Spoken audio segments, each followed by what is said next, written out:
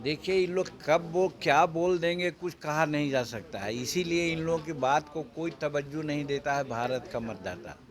पहले तो कहते थे कि मणिपुर काहे नहीं जा रहे हैं, वो मणिपुर के चले गए थे तो मणिपुर को कल्याण करके चले आए थे राहुल गांधी। और उस समय कहते थे कि कोई नहीं जाता है। अब जाते हैं तो फिर क्यों बोल रहे हैं वो।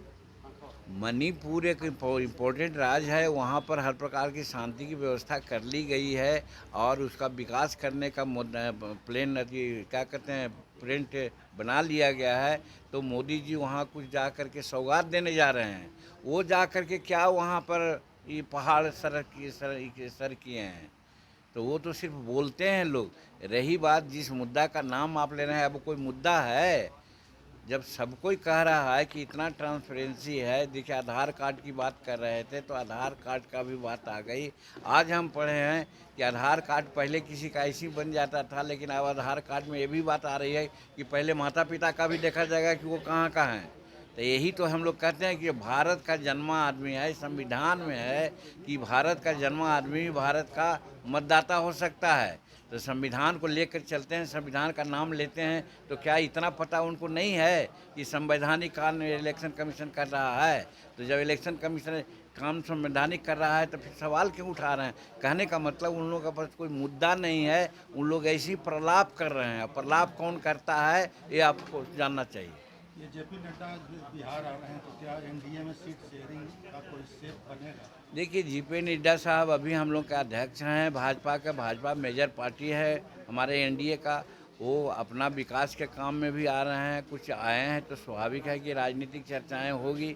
और अब तो बहुत नज़दीक है, इसलिए एनडीए में सीट शेयरिंग की बात भी होगी। तो वो आए हैं तो भाजपा के लोगों से बात करेंगे। अगर एनडीए से बात करने की बात होगी तो हमारे लोगों को भी मौका मिलेगा, तो हम लोग भी जा कर के अपनी बात को कहेंगे। तो इसलिए यहाँ आए हैं तो ज़रूर एनडीए के लोगों को अगला जो चुनाव बिहार का है उसमें सीट शेयरिंग के बारे में ज़रूर वार्ता करेंगे, ऐसा हमको पता है। कोई इसमें कहिए कि आधिकारिक जानकारी नहीं है, अपना अंदाज से हम कर रहे हैं। घटक दलों के बीच टिकट की संख्या को लेकर कोई जीत चल कोई रही भी है? हिच नहीं है, कोई हिच नहीं है। यहाँ पर सब नरेंद्र मोदी जी और नीतीश कुमार की बात चल रही है। नरेंद्र मोदी और नीतीश कुमार जिसको जितना सीट कह देंगे वो सीट पर सब लोग लड़ेंगे। अगर इसके विरुद्ध अगर किन्हीं को लड़ना है, आजमाना है ताकत, तो वो आजमा ले ताकत, उसमें छूट है उनको। सर, शंकराचार्य जो हैं वो उन्होंने कहा है कि बिहार में जो है 225 सीटों पर वो चुनाव लड़ेंगे। क्या लगता है? अब जमहूरियत है, यहाँ पर 225 पर हो तो 242 सीट पर चुनाव लड़ें, इसमें क्या दिक्कत है भाई? यहाँ कोई ये जनतंत्र में तो किसी को लड़ने का मैंने रोक नहीं है, वो लड़ें वो। उन्होंने ये भी आरोप लगाया कि मोदी जो बोलते हैं वो करते नहीं हैं, जो कहते हैं वो होता नहीं है। वो गंदा आदमी है। तो शंकराचार्य का ये टाइटल है, हट जाना चाहिए।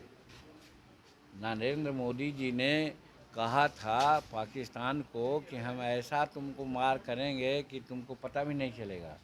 और देखा ऑपरेशन सिंदूर के माध्यम से क्या किया गया, बर्बाद कर दिया गया उसके आतंकवादी अड्डों को। जो पाकिस्तान तो क्या कहेगा, संसार के लोग कह रहा है, तो ये शंकराचार्य को पता नहीं है। दूसरी बात, भारत आर्थिक व्यवस्था के दृष्टिकोण से 5वां पायदान पर था, अब चला आया 4था पायदान पर। हम 27 या 28 में तीसरा पायदान पर आ जाएंगे, ये शंकराचार्य जी को नहीं सोचता है। तीसरी बात, चंद्रमा का दक्षिणी छोर पर कोई नहीं गया था, भारत के वैज्ञानिक चला गया है, ये नहीं सोचता है उनको।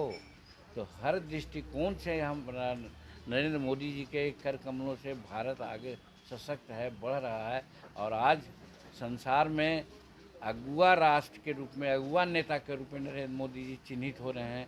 ये शंकराचार्य को शायद पता नहीं है, तो अपना जो समझ है उसमें उनको सुधार कर लेना चाहिए। तेजस्वी यादव वोट यात्रा के बाद अब 16 सितंबर से जो है बिहार बचाओ अधिकार यात्रा निकालने जा रहे हैं। तेजस्वी यादव को पश्चाताप यात्रा निकालना चाहिए, इसलिए कि उनके माता पिताजी 2005 के बाद जो कर्म किए हैं उसका दंश आज भी हम लोग भोग रहे हैं। आज शेड्यूल कास्ट अति पिछड़ा ओबीसी को बिहार सरकार रहने के लिए जो ज़मीन दिया है और सीलिंग का भूमि भूमि सुधार का, माने भूदान का और फिर बिहार सरकार का जितनी ज़मीन का पर्चा दिया है तेजस्वी यादव के लोगों के कब्जे में ही 70% है। तो वो जाकर के पश्चाताप करें और छुड़वावें यहाँ के शेड्यूल कास्ट और लोगों के पास जो सरकार ज़मीन दिया है रहने के लिए और खेती करने के लिए, उसको कृपया करके छुड़ावें।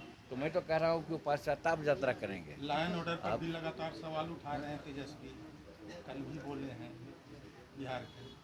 कितना बुलाइएगा हमको? लॉ एंड ऑर्डर पर बोलने का उनको कोई अधिकार नहीं है, इसलिए कि मैं साक्षी हूँ, उनके साथ रहा हूँ। जब चोरी होती थी, किडनैपिंग होती थी, तो उनके पिताश्री एक अन्य मार्ग में लोगों के बीच में समझौता कराते थे और कहते थे हो ये सब भूखल बड़न हो, एखनी के कुछ पैसा दे दा, गाड़ी छूट जाए, आदमी छूट जाए। आज किसी का हिम्मत है एक अन्य मार्ग में जाने का?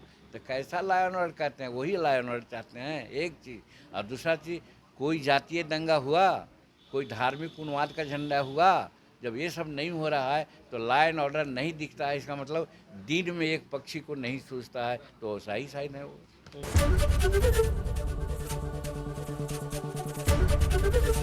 एबीपी गंगा, खबर आपकी, जुबान आपकी।